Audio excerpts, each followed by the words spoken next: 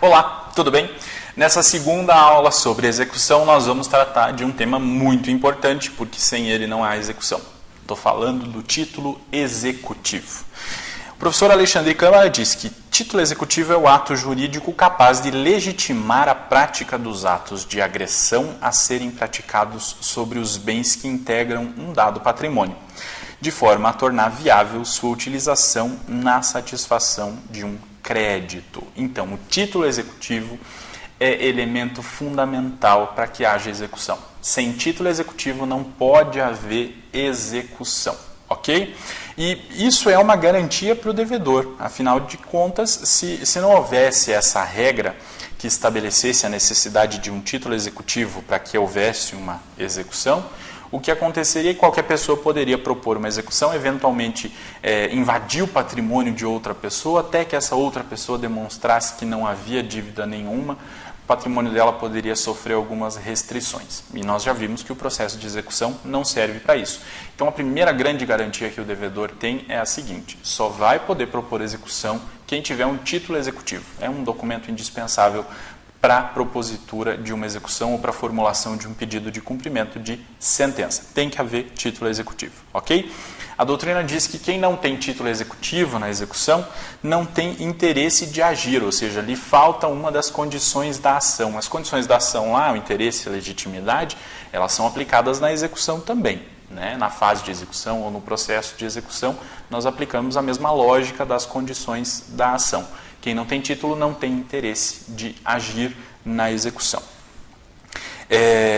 E o professor Alexandre Câmara, além disso, estabelece um conceito que é muito importante. Ele diz que o título é o ato e não o documento que o representa, certo? Então, isso é importante porque, vamos imaginar, e isso é o exemplo que ele dá no livro dele, né?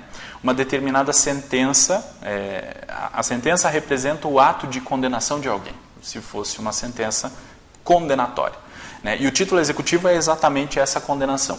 Vamos imaginar que se tratasse de um processo físico, autos em papel, e o fórum pegasse fogo e consumisse aqueles autos daquele processo. Quer dizer, perdemos o título executivo? Não. O título executivo ainda sobrevive, ele subsiste, porque o título executivo está na condenação e não no documento. Não, a sentença não é necessariamente o título executivo. A condenação é o título executivo, é o ato de condenar que é o título executivo. É isso que o professor Alexandre Câmara vai dizer.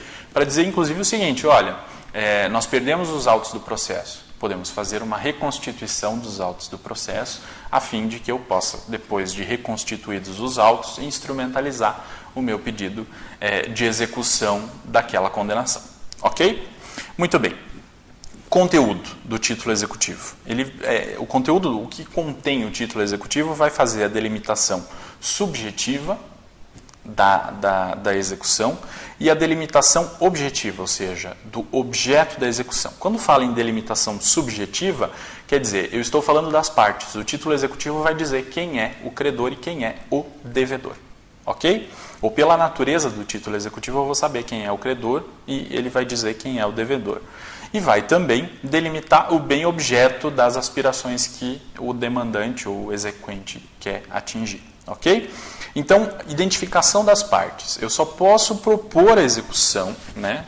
Eu só posso propor a execução contra alguém se eu estiver previsto no título, ou pela sua natureza o título indicar que eu sou o credor e estiver previsto no título quem é o devedor. Só aquela pessoa descrita no título executivo é que vai poder ser executado. Além disso, vai identificar o seu resultado, ou seja, qual é o bem que eu quero. Quero dinheiro? Não. Tem lá um contrato assinado pelas partes e duas testemunhas, esse contrato é um título executivo. Muito bem, é um título executivo e nesse contrato vai estar descrito lá o bem objeto da obrigação. Ele se comprometeu a construir um muro para mim e ele não cumpriu essa obrigação. Então eu tenho o meu título executivo e o bem que eu quero atingir é a construção de um determinado muro. Ok? Ou, enfim, qualquer outra obrigação que possa surgir no âmbito das relações civis. O título não vai dispor, isso é importante dizer, sobre os meios executórios. Pela natureza do título executivo, eu vou saber quais meios executórios estão previstos na legislação processual, mas o título não vai prever que vai ser feita a penhora disso ou daquilo, ou se vai ser determinada a prisão do devedor. O título não prevê isso. O que prevê isso é a norma processual. E o título, além disso, vai limitar a responsabilidade, né? Obviamente, a gente já viu sobre isso. A responsabilidade do devedor, ele reside na natureza da obrigação que ele assumiu, né? Então, se ele assumiu uma obrigação de pagar uma determinada dívida comum, normal, a sua responsabilidade está limitada ao seu patrimônio, né? Se, por outro lado, ele assumiu a obrigação de pagar alimentos, é patrimônio, mas se trata de um direito de natureza superior, que é o direito de receber alimentos. Então, eu posso invadir a sua esfera de liberdade pessoal e restringir a sua liberdade pessoal, ok? Características do título. É muito importante agora, talvez seja a respeito de título executivo, a matéria mais importante. São são 3 características básicas que configuram um título executivo. Ele tem que ser certo, líquido e exigível, ok? Demonstrar a existência de uma obrigação certa, líquida e exigível. E uma outra característica que também é fundamental, só é título executivo aquilo que a lei disser que é título executivo. Só a lei cria título executivo. Isso é importante entender. Ok? Então agora nós precisamos entender essas 3 características, a certeza, a liquidez e a exigibilidade do título executivo. O Pontes de Miranda dizia o seguinte: a certeza que o juiz aprecia é a da existência da obrigação diante apenas do título, sentença ou título extrajudicial, e não só dos pressupostos formais do título executivo. O que ele quer dizer com isso? O juiz, diante de um documento que represente um título executivo, ele tem que, a partir daquilo já, ter a certeza da existência de uma obrigação. Ok? Tem um cheque. O cheque vai ter lá a certeza da existência de uma obrigação de pagar a alguém um determinado valor, e ele é um título executivo. A doutrina diz que não diz respeito a essa certeza do título somente à explicitação da natureza do direito nele previsto, mas também à sua própria existência. Então, diante do documento que representa o título, eu sei que existe uma determinada obrigação e sei a natureza dessa obrigação. Diz ainda, haverá certeza quando, pela simples análise do título, sem necessidade de elementos extrínsecos de fora, se puder constatar que há uma obrigação contraída, quem é o devedor, quem é o credor e quando deverá haver o cumprimento. Essas 4 características vão nos dar a certeza que eu exijo para que se tenha um título executivo. Que é a existência de uma obrigação, quem é o credor, quem é o devedor e quando deverá haver o cumprimento daquela obrigação. Ok? Outra característica do título é a sua liquidez. Liquidez é quanto, a expressão do quantum debetur, quanto deve o devedor para o credor. Isso tem que estar claro no título. Mas e se eu necessitar fazer atualização monetária e incidir juros? Não tem problema, porque aí você vai necessitar de apenas cálculos aritméticos. O fato de no título não expressar a quantidade de juros e correção monetária não quer dizer que seja ilíquido o seu título ou o seu crédito. O crédito continua sendo líquido porque para achar o valor final eu só preciso de meros cálculos aritméticos, ok? Então é necessário que o título seja líquido. Vamos pensar numa sentença que condene o réu a pagar, né? A gente sabe que a regra geral é que as decisões judiciais têm que ser líquidas, ou seja, o juiz tem que dizer quanto. Em alguns casos é possível, é autorizado ao juiz dar uma sentença ilíquida, sem dizer o quanto, uma sentença que não seja determinada. Mas aí, para que eu possa executar essa sentença, para que ela seja efetivamente um título executivo, eu preciso passar por mais uma fase que é anterior à execução, que é a fase da liquidação de sentença, que nós vamos ver também neste semestre, logo adiante, certo? Então, depois que eu passar pela fase da liquidação, aí eu posso promover o cumprimento de sentença, que é a execução daquela sentença, porque aí eu tenho a certeza, tenho a liquidez e tenho a exigibilidade, que é o que nós vamos ver na sequência, ok? Prosseguindo, terceiro caractere do título executivo é o da exigibilidade. Então, eu vou saber que um título é exigível quando há direito a uma determinada prestação, quando há um dever atual de cumprimento e quando essa obrigação não está sujeita a um termo ou uma condição suspensiva. Ou se estiver sujeita, já foi satisfeito esse termo, já atingimos esse termo ou essa condição já foi cumprida, ok? Então, ou seja, tem uma determinada dívida e ela venceu. É exigível. Somando, então, exigibilidade, certeza e liquidez, eu tenho as três características básicas de um título executivo. Obviamente que, além disso, eu tenho que considerar que tem que estar previsto isso como um título executivo na legislação, ok?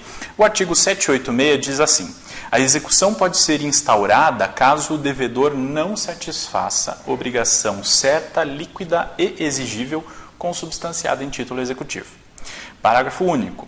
A necessidade de simples operações aritméticas para apurar o crédito exequendo não retira a liquidez da obrigação constante do título. Isso que nós vimos lá quando nós falamos sobre a liquidez, ok? O artigo 787 diz que se o devedor não for obrigado a satisfazer sua prestação, senão mediante a contraprestação do credor, este deverá provar que adimpliu ao requerer a execução sob pena de extinção do processo. O que ele quer dizer? Se você tem lá um determinado contrato, e nesse contrato está previsto que você, credor, só vai ter direito a receber a prestação do devedor quando você prestar para ele uma determinada obrigação, se você quiser executar aquilo para provar que aquela dívida é exigível, você já precisa demonstrar. Junto com o título executivo, você precisa demonstrar que você cumpriu a sua parte. Você cumpriu a sua parte do contrato e gerou o direito de receber a parte do devedor, certo?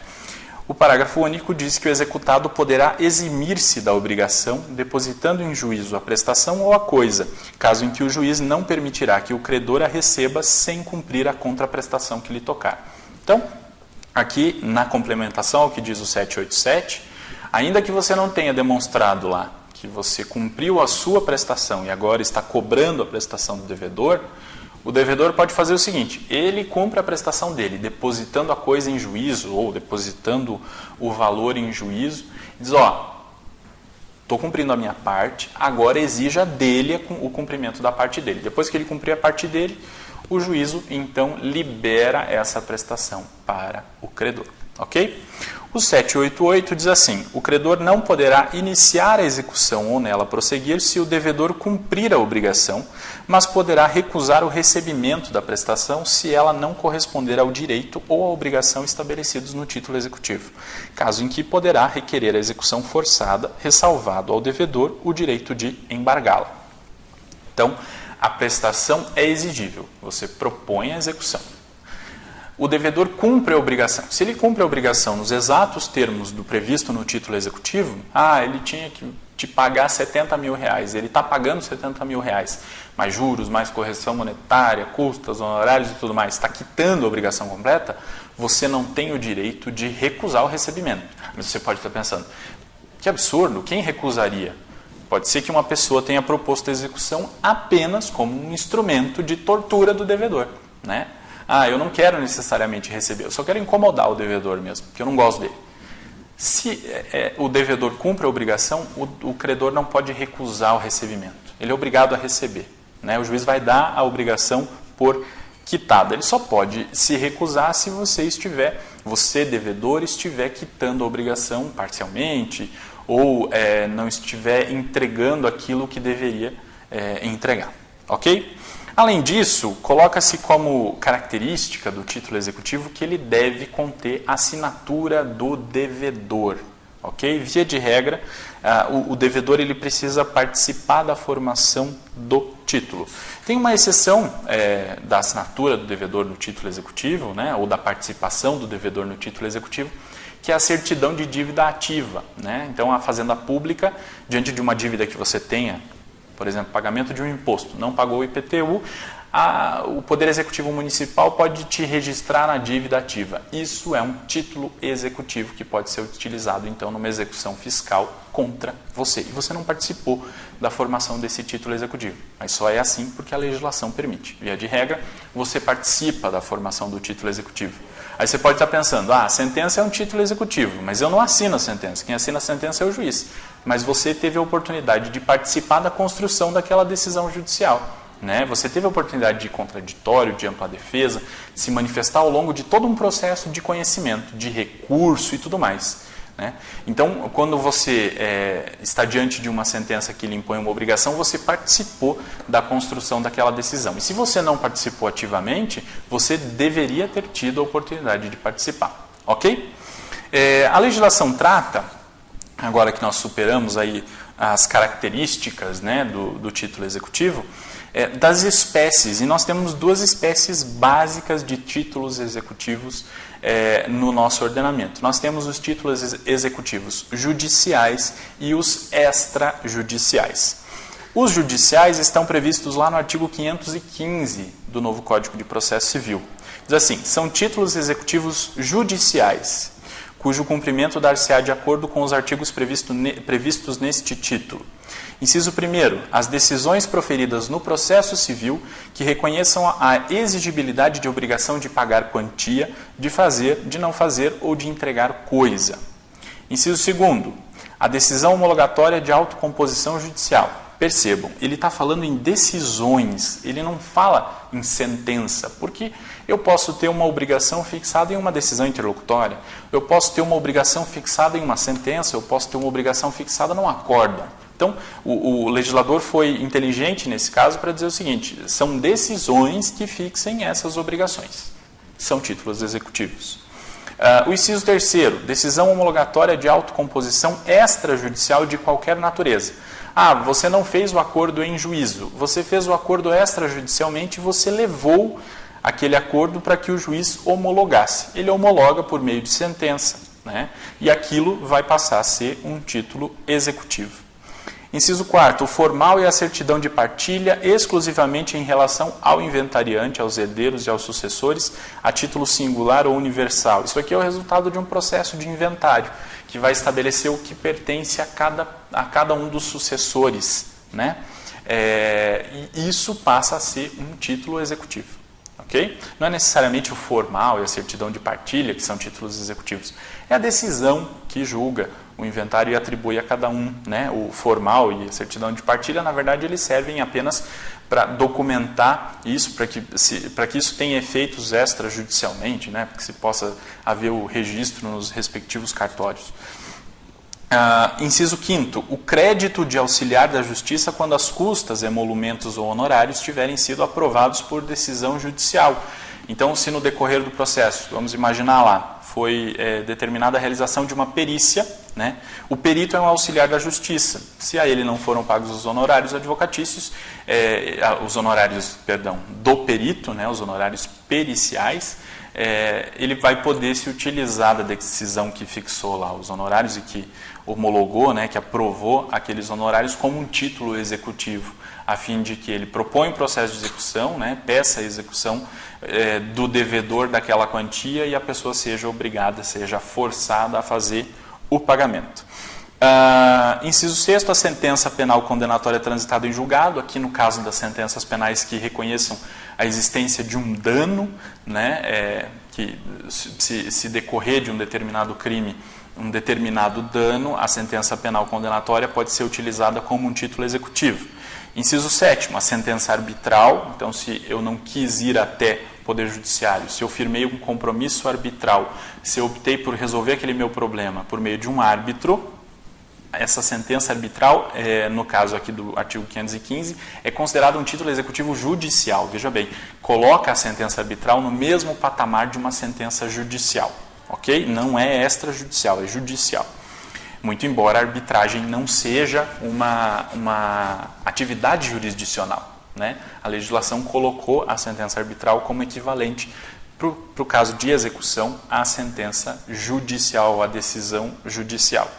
Inciso 8º, sentença estrangeira homologada pelo STJ, né? A gente já viu lá o procedimento para isso, né? O judiciário, por meio do STJ, tem que homologar uma decisão que fixe uma obrigação a um brasileiro, né? Uma decisão estrangeira que fixe uma obrigação a uma pessoa brasileira, seja ela física ou jurídica, para que tenha validade aqui no Brasil, né? Se o STJ homologar, aquela decisão estrangeira passa a ter validade aqui e ela pode ser executada. Passa a ser título executivo judicial.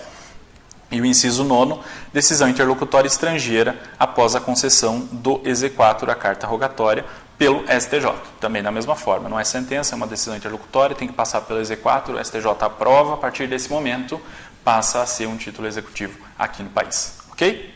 Por fim, né, nessa classificação dos títulos executivos, agora nós vamos ver quais são os títulos extrajudiciais, que são todos os demais. Então, o 515 prevê os judiciais e os extrajudiciais são aqueles que são produzidos fora do Poder Judiciário, que não têm a mesma estatura de um título ou a mesma qualificação de um título judicial. Eles valem tanto quanto, o que muda é o procedimento. Ok?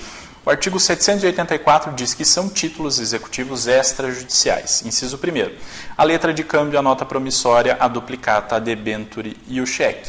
Tudo isso vocês já estudaram lá em Direito Empresarial. Certo? As características desses institutos a fim de que eles sejam considerados títulos executivos.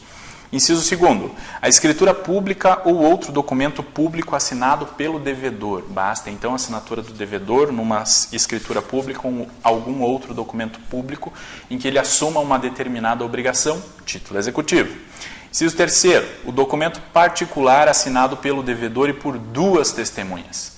Então vejam bem, o documento público, por ser documento público, né, exige-se somente a assinatura do devedor. Se for um documento particular, por garantia ao devedor, tem que ter a assinatura do devedor e de duas testemunhas para que seja considerado um título executivo extrajudicial. Ah, você pode pensar assim, poxa vida, eu tenho um contrato que tem a assinatura do credor e do devedor.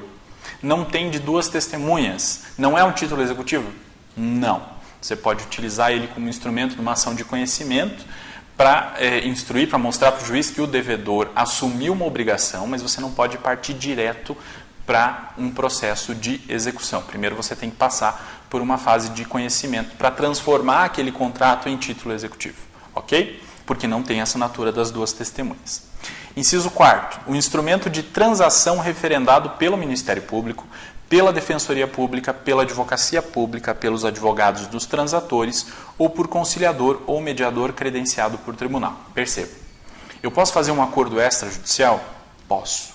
Se esse acordo for referendado pelo Ministério Público, pela Defensoria Pública, pela Advocacia Pública ou pelos advogados das pessoas que estejam fazendo aquele acordo ou mesmo por algum conciliador ou mediador que tenha credenciamento junto ao Poder Judiciário, isso vai ser considerado um título executivo extrajudicial.